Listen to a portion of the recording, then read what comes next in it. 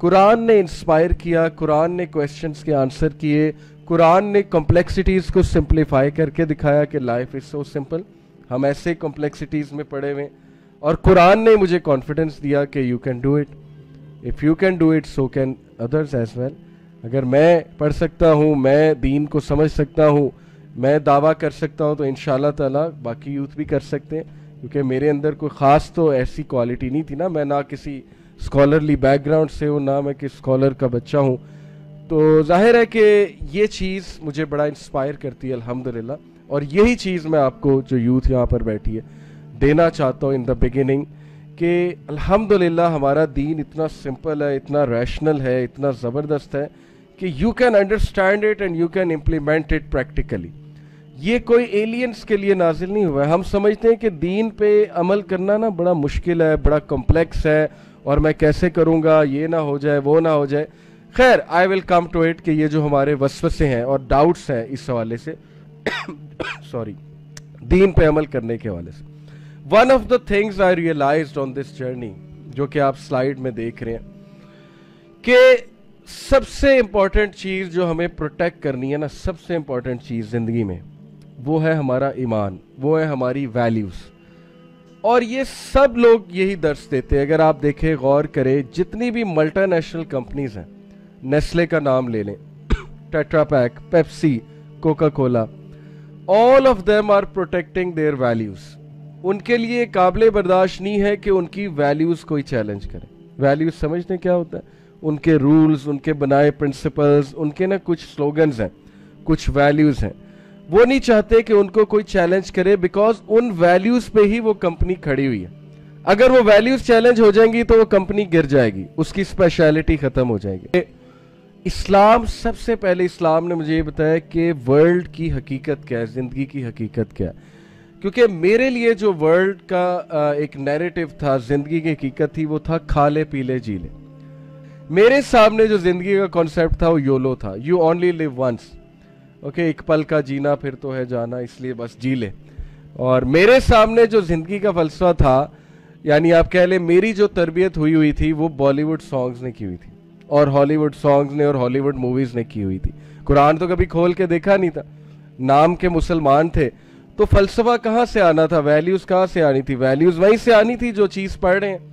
Values کہاں سے آ رہی تھی؟ یا ہیری پوٹر سے آ رہی تھی, یا جو ہے وہ فلانے ناولسٹ سے آ رہی تھی, یا ویلیوز جو ہے وہ بالی ووڈ کے سانگ سے آ رہی تھی, یا ہالی ووڈ سے آ رہی تھی, یا مارول موویز سے آ رہی تھی. سیدھی سی بات, کیونکہ ہم نے تو وہی پڑھے ہیں, بچپن سے کامکس پڑھے ہیں, ان کے فین بھی رہے ہیں وغیرہ وغیرہ. صحابی کا تو مجھے نام بھی نہیں پتا تھا, 4 کے بعد ہمارا نالج ہی ختم ہو جاتا تھا. ابو بکر صدیق, حضرت علی, حضرت عثمان اور حضرت عمر, دیٹس اٹ. اس کے بعد مجھے کسی صحابی کا ہی نہیں پتا تھا. باقی یہ کہ جیف بیسوس کی انکم کتنی ہے وہ مجھے فنگر ٹپس پہ تھا.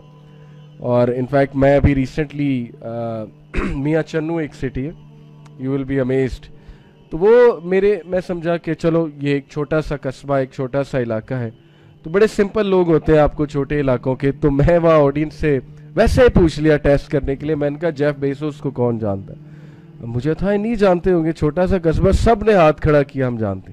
اور پھر میں نے اس سے پوچھا اس کی نیٹ ورتھ کتنی ہے, اور most of the people new کہ وہ اتنے $1 بلین جو ہے وہ اس کی نیٹ ورتھ ہے. جیف بیسوس کو آپ جانتے ہیں؟ آپ جانتے ہیں جیف بیسوس کو؟ چلیں, اچھا نہیں جانتے. امیزون کا تو نام سنا ہے نا, اس وقت دنیا کا one of the richest.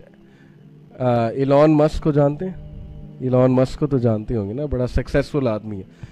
Elon مسک کا بھی ظاہر ہے, اب تو خیر میرے دور میں تو نہیں اتنا ہٹ تھا, لیکن اب وہ ہٹ ہے ایلون مسک کا, سب کو پتا. لیکن ظاہر ہے کہ صحابہ کی جب بات آتی تو 4 کے علاوہ پھر ہم سلپ ہو جاتے کہ نہیں, ہمیں اس سے زیادہ 4 سے زیادہ نہیں پتا. تو یہی حال تھا میرا. سو ویلیوز کو پروٹیکٹ کرنا, یاد رکھو, اپنے فلسفے کو, فلسفی کو پروٹیکٹ کرنا بہت ضروری ہے. بیکاز آپ کی ساری زندگی کے جو میٹرز ہیں نا, وہ آپ کی فلسفی ڈرائیو کرے گی. اگر شروع میں فلسفی غلط ہے نا, تو پھر سمجھے کہ ساری زندگی آپ غلط سٹیپس لیتے رہیں گے, ساری زندگی آپ غلط ڈیسیجنز لیتے رہیں گے, اور ایٹ دا اینڈ آپ کو جو ہے وہ ریگریٹ ہوگا. اگر نیچے چھوڑا ہے فلسفہ, اگر ویلیوز نیچے ہے, ان سے تعلق ہی آپ کا کوئی نہیں, تو پھر پہلے 25 سال ہنسی مذاق میں گزریں گے جیسے میرے گزرے, ٹھیک ہے, نان سیریس. پتہ ہی کچھ نہیں, اپنے آپ کو ظاہر ہے وی یوز ٹو کنسیڈر ہم عقل کل ہیں, ماں باپ کو تو کچھ نہیں پتا, سب ہمیں پتہ ہے. اگلے 25 سال پھر وہ شادی وادی ہو جاتی ہے, سیریس ہو جاتے ہیں, لائف ہے, سکسیس, یہ وہ باتیں شروع. اس سے اگلے 25 سال ریگریٹس, ظاہر ہے پھر دکھ آتا ہے جب موت قریب نظر آ رہی ہوتی ہے نا, منزل قریب, تو بندہ پھر ریگریٹس میں جاتا ہے کہ یہ کیا ہو گیا میرے ساتھ. اور جو چابی تھی جس سے روم کھلنا تھا ایکچولی وہ نیچے ہے. یعنی وہ چیز جو آپ کو ایکچوئل میں ہیلپ کرے گی موت کے بعد, وہ کبھی فلسفہ آپ نے پکڑا ہی نہیں. تو یہ اس طرح کی مثالیں قرآن میں بھی اللہ تعالیٰ دیتا ہے کہ رائٹ فلسفی کو مت بھولو, تم مسلمان ہو. وہ رائٹ فلسفی کیا ہے, میں آپ کو قرآن کی کچھ آیات سے, چونکہ اب قرآن میں سنانے لگا ہوں تو قرآن سنتے ہوئے نا اپنے ریسیپٹیو موڈ فل آن کر لیا کریں آپ لوگ, اور سبمٹ کریں قرآن کے آگے. قرآن کے آگے آپ سبمٹ کریں گے ادب کے ساتھ تو آپ کو وہ چیز امپیکٹ کرے گی, بیکاز قرآن جو ہے یہ روح کی غذا ہے. سب سے پہلے سورہ کہف کی یہ ورس ہمیں زندگی کی فلسفی بیان کرتی ہے. اوکے, تھوڑی سی سخت ہے لیکن آئی بلیو کہ سخت بات ہی اچھی ہوتی ہے. قرآن جو ہے نا اس میں کوئی کجی نہیں ہے. الحمدللہ الذی انزل علی عبدہ الکتاب ولم یجعل لہ عوجا, کہ اے نبی ہم نے اس میں کوئی کجی نہیں چھوڑی, یہ اسٹریٹ فارورڈ بک ہے, یہ جو صحیح ہے وہ صحیح بتاتی ہے, جو غلط ہے اس کو غلط کہتی ہے, تاکہ انسان کی گائیڈنس ہو سکے. کیونکہ گائیڈنس میں کوئی ڈپلومیسی نہیں ہوتی ہے. میں آپ کو لائف میں تو کچھ شوگر کوٹ کر کے بتا سکتا ہوں کچھ بیڈ نیوز, لیکن جب سیلویشن کی باری آئے, جب نجات کی باری آئے گی تو شوگر کوٹنگ کوئی نہیں ہے. پھر جو غلط ہے وہ غلط ہے, جو صحیح ہے وہ صحیح ہے, چاہے ہمیں برا لگے چاہے ہمیں اچھا لگے. تو قرآن کی یہ آیت سورہ کہف جو ہے, یاد رکھے اسپیشلی نوجوان, فتنوں کے دور میں your toolkit, the antidote in an age of فتنہ از سورہ کہف. سورہ کہف کو جتنا ڈیپتھ میں سمجھ سکتے ہیں اس کو سمجھ لیں. اوکے, سورہ کہف کی آخری چند آیات میں سے, قل هل ننبئکم بالاخسرین اعمالا, اے نبی کیا ہم آپ کو بتائیں کہ ان لوگوں میں سے سب سے زیادہ خسارے والا کون ہے اپنے اعمال کے حوالے سے, یعنی لاس میں کون ہے. Let us tell you who amongst them is in loss with regards to his or her deeds. الذین ضل سعیہم فی الحیات الدنیا, وہ جس کی ساری سعی, all the efforts of that person were for the dunya, all the efforts of that person were to make dunya. وَهُمْ يَحْسَبُونَ أَنَّمْ يُحْسِنُونَ صُنْعًا, and he or she used to think کہ میں تو بہت اچھا جا رہا ہوں, میں تو زبردست A1, میری تو زندگی میں مسئلہ ہی کوئی نہیں.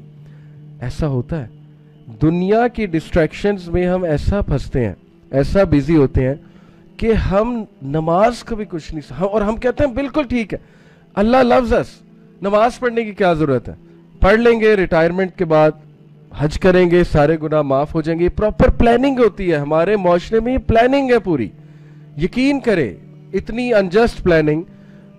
تو when I read this آیا, میں نے کہا کہ یہ تو بات تو بڑی سیریس ہے, گل وچ کچھ اور ہے, یعنی کہ بات تو کچھ اور ہے. اللہ تو کہہ رہا ہے کہ سب سے زیادہ خسارے میں وہ ہے کہ جس کی ساری صحیح ایفرٹ دنیا میں لگ گئی, اور وہ سمجھتا رہا کہ میں بالکل سیٹ ہوں, میں بالکل ٹھیک جا رہا ہوں.